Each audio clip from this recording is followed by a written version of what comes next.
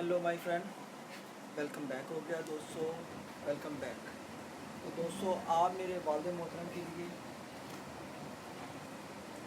दुआ करें। इनकी तबीयत ज़रा ठीक नहीं है, तो इनको अपनी दुआओं में याद रखें कि इनको अल्लाह पाक ज़िंदगी से तंदुरुस्ती दे। तो आप दोस्तों ने मेरे साथ ये भरपूर तावन करना है, भरपूर दुआ करनी है कि अल्लाह पाक इनको ज़िंदगी से तंदुरुस्ती दे।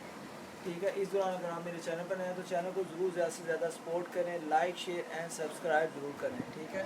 ये मेरे वालिद साहब हैं, इनकी तबीयत बहुत ज़्यादा ख़राब है, तो अल्लाह पाक इनको ज़िंदगी से तंदुरुस्ती दे।